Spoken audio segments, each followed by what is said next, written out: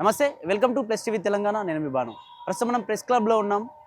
తెలంగాణ సాధించి 12 ఏళ్ళు గడుస్తూ ఉన్నా ఇప్పటికీ నిరుద్యోగులు రోడ్లపైకి వస్తూ ఉన్నారు. ఉద్యమకారులు మాకు ఇస్తున్నటువంటి బెనిఫిట్స్ ఇంకా ఇవ్వలే అని చెప్పి వాళ్ళు రోడ్ల మీద ఎక్కుతూ ఉన్నారు. తెలంగాణ పైన ఇంకా ఆంధ్ర హవా కొనసాగుతున్నట్టు అనిపిస్తూ ఉంది. దీనికి సంబంధించి మాట్లాడదాం. మనతో పాటు వాసుకి యాదవ్ అన్న ఉన్నాడు. వాళ్ళ యొక్క తెలంగాణ రాష్ట్ర వేదిక రక్షణ వేదిక సంబంధించి ప్రెస్ మీట్ పెట్టిరు. మాట్లాడదాం అసలు ఎందుకు ఆ ప్రెస్ మీట్ ఎంత లేట్గా ఎందుకు పెట్టాల్సి వచ్చిందని చెప్పేసి పూర్తి విషయాలు మాట్లాడదాం. నమస్తే అన్న. అంటే జై తెలంగాణ. అన్న, చాలా రోజుల నుంచి ఇష్యూ నడుస్తూ ఉంది. పవన్ కళ్యాణ్ చేసినటువంటి కామెంట్స్ విషయం అంటే మీ జాగిరా బరాబర్ ఇక్కడికి వస్తా అని చెప్పేసిన కామెంట్స్ కావచ్చు, తెలంగాణలో ఆంధ్ర విగ్రహాలు వెలవడాలు కావచ్చు, ఇవన్నీ చాలా రోజుల నుంచి నడుస్తూ ఉంది. ఎందుకు మీ రక్షణ వేదిక ఎందుకు లేట్గా వచ్చిందని అనిపిస్తూ ఉంది? అసలు ఏంది మీ యొక్క ఉద్దేశం? ముందుగా తెలంగాణ ప్రజలకి తెలంగాణ ఉద్యమ దండాలు. తెలంగాణలో ప్రజలు ఆత్మగౌరవ ప్రతిగానే బతుకుతారు. మొదలు ఆత్మగౌరవమే, తర్వాతనే మిగతా. ఎప్పుడైతే ఆత్మగౌరవం మీద దాడి జరుగుతుందో, ఆత్మగౌరవాన్ని అవమానపరిచే విధంగా ఇలా ఎవరైతే మాట్లాడతారో ఇలా దాన్ని జీర్ణించుకోలేని ప్రజానీకం తెలంగాణ ప్రజానీకం. ఎందుకంటే పోరాటాల గడ్డ, చైతన్యవంతమైన గడ్డ, అస్తిత్వాలనే కేంద్రంగా ఇలా ఉద్యమ నిర్మాణాలు చేసిన గడ్డ. పవన్ కళ్యాణ్ అనే వ్యక్తి తన సొంత ఇమేజ్ని కోసం ఏదో జనాలల్లా 4 మాటలు మాట్లాడుతూ ఇలా జనాలల్లా తన పేరును చర్చించుకోవడం కోసం ఇలా ఆయన ఏదేదో ఒక పిచ్చివాగుడు వాగుతాడు. ఆయనకి ఎలాంటి నేపథ్యం అనేది ఏం లేదు. ఆయన ఎలాంటి అస్తిత్వ పోరాటాల కేంద్రంగా ఆయన ఎప్పుడు పనిచేయలేదు. ఆయన ఒక విలాసవంతమైన జీవితం, అత్యంత సంపన్నమైన కుటుంబంలో పుట్టిన వ్యక్తి. ఆయనకు తెలంగాణ బాధలు, కన్నీరు, కష్టాలు ఆయనకు తెలియదు. తెలంగాణ ఉద్యమంలో కూడా ఆయన లేకపోగా తెలంగాణ ఇచ్చినందుకు సంతోషపడకపోగా తోటి తెలుగు జాతి ఇవాళ తన అస్తిత్వాన్ని కాపాడు కోసం ఇలా ఆత్మగౌరవాన్ని కేంద్రంగా ఇలా తెలంగాణ సాధించుకున్నది, స్వరాష్ట్రం ఏర్పాటు చేసుకున్నది, ఆత్మగౌరవంతో బతుకుతున్నదని మిగతా జ్ఞానం మర్చి ఇవాళ తెలంగాణ ఇచ్చినందుకు నేను 11 రోజులు అన్నం తినకుండా ఉపవాసం దీక్ష చేసిన బాధతో అని చెప్పిన వ్యక్తి ఇలా తెలంగాణ మీద మళ్ళీ ఏదో ప్రేమగా ఉన్నట్టుగా మాట్లాడుతూ, సరే తెలంగాణ ప్రేమ ఉన్నది అన్నందుకు సంతోషపడుతున్నాం, కానీ నా తెలంగాణ గడ్డ మీదకి వచ్చి నీ తెలంగాణ జాగిరా అని మాట చాలా అది అహంకారపూరితం. ఇలా అది చాలా దుర్మార్గం. తన భూస్వామ్య పెత్తందారి విధానాలకు అది నిలువుటద్దంగా ఇలా పవన్ కళ్యాణ్ మాట్లాడాడు.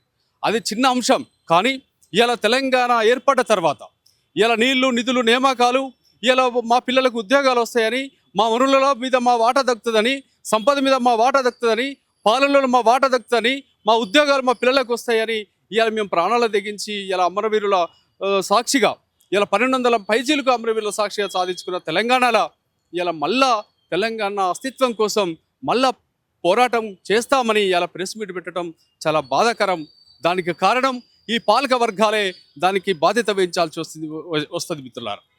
ఎందుకంటే ఇలా ఏ అభివృద్ధి దిశగా తెలంగాణ సాధించుకోవాలనుకున్నామో, కానీ ఆ అభివృద్ధిని విస్మరించి ఇలా దోపిడీ చేస్తూ ఉన్నారు. ఇలా మన దోపిడీ చేయటమే కాదు, ఇవాళ గుజరాతీ మార్వాడి వర్గాలని ఇలా వాళ్ళ దోపిడీ కేంద్రంగా తెలంగాణను ఎంచుకునే తెలంగాణ వరల మీద ఇలా మళ్ళా ఇలా తోటి ఆంధ్ర తెలుగు వారి మీద కాకుండా ఇలా మన పోరాటం మళ్ళా ఇలా గుజరాతీ మార్వాడి వర్గాల మీద పోరాటం చేయాల్సిన పరిస్థితి వచ్చింది.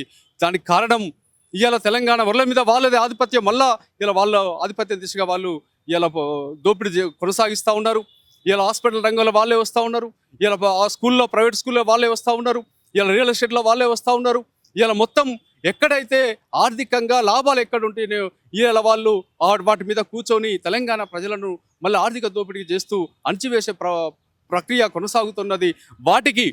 వాళ్లకు ఈ ప్రభుత్వాలు అండగా నిలుస్తున్నాయి. ఇలా ప్రభుత్వాలు వాళ్లకు ఇలా అండగా నిలిచి వాళ్ళ దోపిడీని ఎంకరేజ్ చేసే విధంగా ఇలా ఈ పాలక పార్టీలు పనిచేస్తూ ఉన్నాయి. దానికి వ్యతిరేకంగా ఇలా ప్రజానీకాన్ని మళ్ళీ పోరాటానికి ఇలా రూపుదిద్దుకోవాల్సిన అవసరం ఉన్నది. అందుకనే ఈరోజు సోమాజిగూడ ప్రెస్ క్లబ్లో తెలంగాణ రక్షణ వేదిక అధ్యక్షులు చింతల విజయ్ ఆధ్వర్యంలో ఇలా ప్రెస్ మీట్ పెట్టడం జరిగింది. అందులో భాగంగా ఇలా హోమం అంటూ ఇలా కమిటీ ఇలా మన ఎల్బీ నగర్లో ఇలా హోమం అంటూ నిర్వహిస్తామని, నెల 20వ తారీఖు నిర్వహిస్తామని ఆ కేంద్రంగా దాన్ని పునాదిగా చేసుకుని తెలంగాణ వ్యాప్తంగా కూడా ఉద్యమాన్ని మళ్ళీ ఉధృతం చేయాలని నిర్ణయం తీసుకోవడం జరిగింది. తెలంగాణ వ్యాప్తంగా మొన్నటి నుంచి దాదాపు ఒక నెల రోజుల నుంచి ఈ ఇష్యూ నడుస్తూ ఉంది తెలంగాణ వాదం పైన.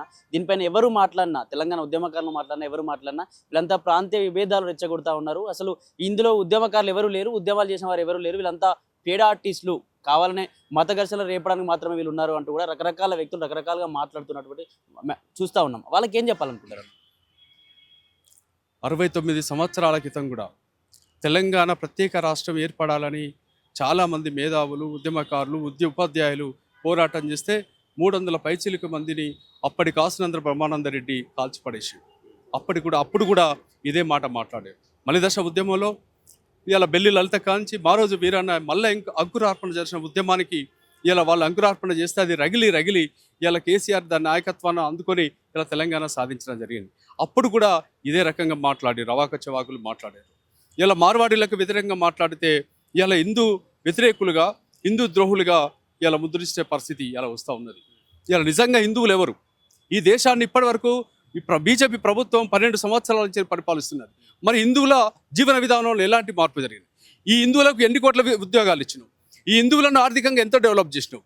ఇలా హిందువులను సామాజికంగా, రాజకీయంగా, ఆర్థికంగా ఎంతో ఏ ఉన్నత స్థితిలోకి ఇలా నువ్వు తీసుకొచ్చినావు? లేదు.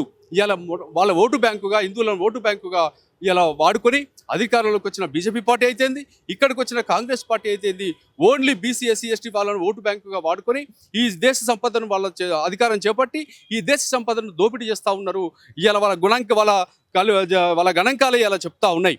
ఇలా ఎస్సీలు 99% పేదరికంలో ఉన్నారని, ఎస్టీలు 98% పేదరికంలో ఉన్నారని, బీసీలు 85% పేదరికంలో ఉన్నారని ఇలా వాళ్ళు వేసిన గణాంకాలే మనకు చెప్తా ఉన్నాయి. ఆక్స్ఫర్డ్ ఇంటర్నేషనల్ సంస్థ కూడా ఇలా ఈ దేశంలో 70% మంది ఇలా హిందువులు పేదరికంలో ఉన్నారు, 40 కోట్ల మంది ఈ దేశంలో ఒక్క పూట అన్నదిని బతికే పరిస్థితి వచ్చింది అని అమ్నెస్టీ ఇంటర్నేషనల్ సంస్థలే ఇలా సెర్చ్ చేసి చెప్తా ఉన్నాయి. మరి వీటన్నిటికీ కారణం ఎవరు? ఈ పాలక వర్గాలు కదా. ఈ దేశాన్ని ఇప్పటివరకు పరిపాలిస్తున్న కాంగ్రెస్ అయితేంది, బీజేపీ అయితేంది, ఆ రెండు కూడా ఒకే కులానికి సంబంధించిన బ్రాహ్మణ బనియా వర్గాలే. ఈ దేశాన్ని మొత్తం కూడా బ్రాహ్మణ బనియా వర్గాలే 79 సంవత్సరాలుగా ఈ దేశాన్ని పరిపాలిస్తున్నాయి. మరి బాధ్యతలు ఎవరు వహించాలి? ఈ పేదరికానికి బాధ్యత ఎవరు వహించాలి? ఈ నిరుద్యోగ సమస్యకు బాధ్యత ఎవరు వహించాలి? ఇప్పటికి కూడా రైతులు వందల మంది, వేల మంది రైతులు ఆత్మహత్యలు చేసుకుంటా ఉన్నారు. మరి దీనికి బాధ్యత ఎవరు వహించాలి? ఇలా విద్యార్థులు ఉద్యోగాలు లేక ఇలా ఆత్మహత్యలు చేసుకునే పరిస్థితి వస్తుంది. మరి దానికి ఎవరు బాధ్యత వహించాలి? ఈ దేశాన్ని పరిపాలిస్తున్న పాలకులు కాదా? ఈ రాష్ట్రాన్ని పరిపాలిస్తున్న ఈ పాలకులు కాదా బాధ్యత వహించాల్సింది? ఇలా కోటి ఆశలతో తెచ్చుకున్న తెలంగాణలో ఇలా మళ్ళీ ఆత్మహత్యలు చూస్తూ ఉన్నాం. ఇవన్నీ చూస్తూ ఉంటే కూడా తెలంగాణ సాధించుకుని వృధానే అంటారా? 1200 మంది చనిపోయారు, ఇప్పటికీ మళ్ళీ నిరుద్యోగులు, ఉద్యమకాలు మళ్ళీ రోడ్లు ఎక్కుతా ఉన్నారు, మాకు న్యాయం జరగలేదు అని చెప్పి. అదే వృధానే ఇవన్నీ బలిదానాల పునాదుల మీద ఏర్పడ్డ తెలంగాణ రాష్ట్రాన్ని ఇలా కొన్ని కులాలే, వెలమ, రెడ్డి, కమ్మ, కాపు కొన్ని కులాలే ఇలా లబ్ధి పొందినాయి. ఇలా వాళ్ళకే లాభం జరిగినాయి. ఈ బలిదానాలు, ఈ త్యాగాలు, ఈ పోరాటాలు, ఈ ఉద్యమాలు అన్నీ కూడా ఇలా సర్వనాశనమై చేసిన మన తెలంగాణ బిడ్డలు, ఎస్సీ ఎస్టీ బిడ్డలు అయితే దాన్ని అనుభవిస్తున్నది 4 కులాలు తెలంగాణలో.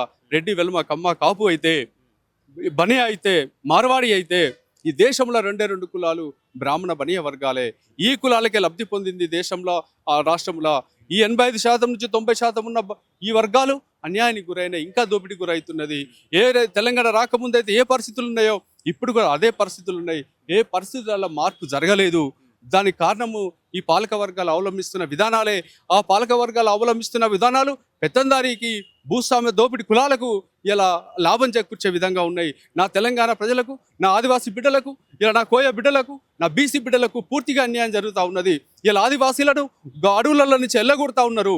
ఇలా వాళ్ళకు జీవించే హక్కు లేదట. ఆదివాసీలకు అడవులలో జీవించే హక్కు లేదట, వాళ్ళు నివసించే హక్కు లేదట. ఇలా ఎల్లగొడతా ఉన్నారు ఆదివాసీలను. ఇలా ఆదివాసీ అడవులలో నుంచి అని వాళ్ళు ఎక్కడికి వెళ్ళి బతకాలి? దీనికి పాలక వర్గాలు సమాధానం చెప్పాల్సి వస్తుంది. ఇది రగులు పుట్టది.